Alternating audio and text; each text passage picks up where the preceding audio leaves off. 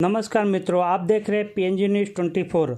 आज हम उन सैनिकों की बात कर रहे हैं जो देश के लिए जान देने को तैयार रहते हैं, लेकिन आज जब सेवानिवृत्त होने के बाद उनके हक के लिए एक यूनियन बनाने की ज़रूरत क्यों पड़ती है। इसके लिए आज गुजरात के अहमदाबाद में ऐसी एक संगठन की गठन हुई जिसका नाम है गुजरात माजी सैनिक संगठन। तो आइए इसके स्थापक जितेंद्र निमाव जी से मिलते हैं और रिटायर्ड सैनिकों के समस्याओं के बारे में पूछते हैं, जहां इस संगठन के सपोर्ट में पूरे गुजरात से रिटायर्ड सैनिक आए हुए थे और इस संगठन को करनी सेना का पूरा जो समर्थन दिया गया है और उनके द्वारा यह आश्वासन दिया गया है, सरकार से बात भी करेंगे और ये लड़ाई को जारी रखेंगे। तो आइए आगे की जानकारी हम आपको देते हैं इसके स्थापक निमाव जी से। निमाव जी जो रिटायर्ड सर्विसमैन है उनका जो एक कोटा होता है गवर्नमेंट में, गुजरात गवर्नमेंट से जैसे स्टेट लेवल पे 10% है। बहुत सारे लोगों का ऐसे शिकायत देखने को मिलता है और जो कोटा जो है गुजरात गवर्नमेंट में नहीं मिल रहा है। तो आप लोगों ने कुछ ऐसा प्रयास किया है, गवर्नमेंट से बात किया है कि जिसके लिए 10% का कोटा जो दिया जाए? जी, गुजरात गवर्नमेंट ने क्लास 3 में 10% का कोटा दिया जा रहा है, क्लास 4 में 20% दिया जा रहा है और क्लास 1-2 में 1%। मगर लास्ट 5 ईयर से गुजरात गवर्नमेंट इसके ऊपर कोई अमलीकरण कर नहीं रही है। माजी सैनिक एग्जाम देता है और उसको फेल किया जाता है और इसके ऊपर मैंने लगभग तीन बार आंदोलन कर चुका हूँ और हमारा 14 मुद्दा को लेकर मैं सरकार में ऑलरेडी रजूआत कर चुका, मगर इसके बारे में सरकार द्वारा कोई एक्शन अभी प्लान नहीं लिया गया है।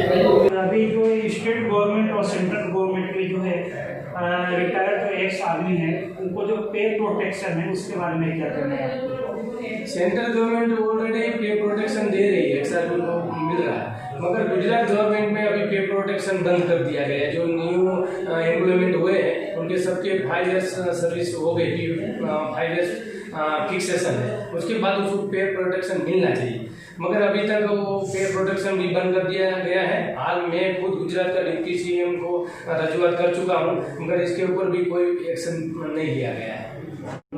हाँ, गुजरात गवर्नमेंट ने अलग अलग क्लास 3 में 10% कोटा है, क्लास 4 में 20% है और क्लास 1-2 में 1% है, मगर गुजरात सरकार इसके ऊपर कोई अमलीकरण कर नहीं रही है।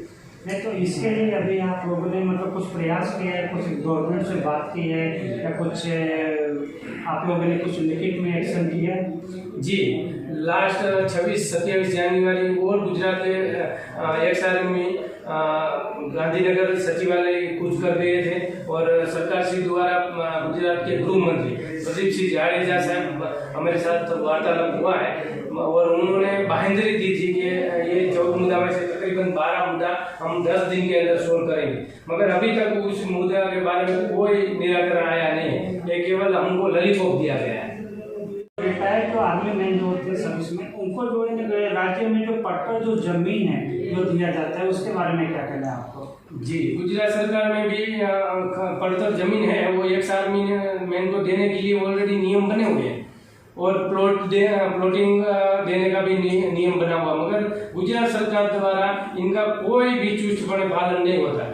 लास्ट 10 साल के अंदर 1 या 2 माजी सैनिक को छोड़ के इसके अलावा किसी को भी नहीं दिया गया है। माजी सैनिक अर्जी एप्लीकेशन देता है, मगर उस एप्लीकेशन का जवाब ऐसा आता है कि आपकी एप्लीकेशन जब साथनी होगी तब ध्यान में लिया जाएगा, तब तक के लिए ये ऑफिस में आपकी अर्जी दफ्तरी कर दिया जाएगा, ऐसा जवाब देता है। और जो अभी तक देखा जाए कि जो टोल टैक्स वगैरह जो आता है स्टेट गवर्नमेंट का है जो सेंट्रल गवर्नमेंट का, उसमें जो एक्स आर्मी का जो छूट मिलता था कि बिना टैक्स भरे जा सके, अभी कई महीनों से कई सालों से ऐसा देखा जा रहा है उस छूट जो है वो वापस ले लिया गया है। तो इसके विषय में आप लोगों ने कुछ प्रस्ताव जो गवर्नमेंट के साथ में रखे हैं? जी, एक सर्विसमैन को टोल टैक्स पहले माफ था, मगर अभी टोल टैक्स भी माफ बंद कर दिया गया है। अगर मेरा ये कहना है कि एमपी एमएलए को जो आप अगर टोल टैक्स माफ करवा सकता है तो एक जीवन का पूरा संपूर्ण देश के लिए जिसने बलिदान दिया है उनका टोल टैक्स माफ क्यों नहीं होना चाहिए। तो ये इसके बारे में भी हम सेंट्रल गवर्नमेंट को रजूआत कर चुके हैं, मगर फिलहाल ये मुद्दा भी पेंडिंग ही है। तो ये तकरीबन देखा जाएगा तो एक सर्विसमैन अभी हर जगह से हालांकि भोग रहे। आफ्टर रिटायरमेंट के बाद उनका जीवन निर्वाह के लिए भी एक सर्विसमैन को झेलना पड़ता है। तो ये एक गवर्नमेंट के लिए बहुत शर्मजनक बात है कि एक सर्विसमैन जिन्होंने आपके खातर पोताना जीवन का सर्वोच्च बलिदान दिया है, शहीद हो जाते हैं, उस एक सर्विसमैन को आप लोग कुछ नहीं दे पा रहे। वो मेरे ये कठिन ये परिस्थिति में गुजरना पड़ता है। ये दुखद घटना है। कहीं ना कहीं देखा जाए तो रिटायर्ड जो सैनिक हैं हमारे देश के, जो गुजरात में रहने वाले हैं, वो सरकार से नाखुश है। उनके जो बेसिक जो रिक्वायरमेंट वो भी पूरा नहीं हो रहा है। अहमदाबाद में एक ही हॉस्पिटल है, वो भी जो सिटी से लगभग 40 किलोमीटर दूर है। इतने हॉस्पिटल मेट्रो सिटी होने के बाद में भी उनको जो दवा खाने के लिए जो दूर जाना पड़ता है। इस संगठन के सपोर्ट में आज गुजरात के कोने कोने से रिटायर्ड सैनिकों का भीड़ जमाव देखने को मिला है, जो इसके मेंबर बनना चाहते हैं। और कुछ सैनिकों से हमारे जो बात हुआ उससे ये मालूम पड़ा कि ये लोग कहीं पे भी खुश नहीं है। बाहर जो गांव से जो दूर से आते हैं, 200 किलोमीटर दूर से आते हैं, कुछ बेसिक रिक्वायरमेंट के लिए उनको अहमदाबाद आना पड़ता है। लेकिन अहमदाबाद आके एक दिन में भी उनका समस्याओं का समाधान नहीं होता है, जिसके लिए उनको 2 दिन 3 दिन जो बाहर होटल में रुकना पड़ता है। इस संगठन को करनी सेना का भी पूरा सपोर्ट मिला है। आइए उसके उपाध्यक्ष शेखावत जी से बात कराते हैं आपका कि उनका क्या कहना है इसके बारे में। जय जवान जय किसान, ऐसा है करनी सेना।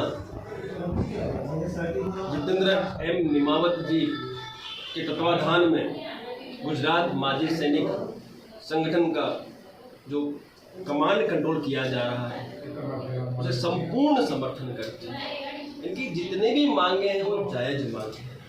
माजी सैनिक, एक्स आर्मी मैन, चाहे पैरामिलिट्री फोर्सेस, जो भी देश की सेवा करके आज प्राइवेट सेक्टर में आते हैं, तो उन्हें सुविधाएं उपलब्ध होनी चाहिए। ये सुनिश्चित करने की जिम्मेवारी सरकार की है। किसी भी प्रदेश की सरकार है, केंद्र की सरकार है, उनकी जिम्मेवारी है कि इन माजी सैनिकों को इनका अधिकार मिले। ये वो व्यक्तित्व है जो इस देश की सीमा पे खड़े होकर हम देशवासियों की रक्षा करते हैं। और आज दुर्भाग्य है मेरे भारत देश का, हम देशवासियों का कि इन भूतपूर्व सैनिकों को संगठन बनाने की जरूरत पड़ रही है। कहीं न कहीं हम जवाबदार हैं, हमारी सरकारें जवाबदार है और हम देशवासी जवाबदार हैं कि आज जितेंद्र निमावत और उनकी पूरी टीम को इतने बड़े संकट को खड़ा करने के। मैं आपके माध्यम से सरकार प्रशासन से कहना चाहता हूं कि करनी सेना परिवार संपूर्णतया जितेंद्र निमावत और उनकी पूरी माजी सैनिक संगठन के साथ खड़ा है। इनके प्रत्येक कार्यक्रम में, आंदोलन में जब भी आमंत्रण मिलेगा, करनी सेना कंधे से कंधा मिला के इन्हें न्याय दिलाने के लिए लड़ाई लड़ती है। जय हिंद, जय भारत, जय जवान, जय किसान।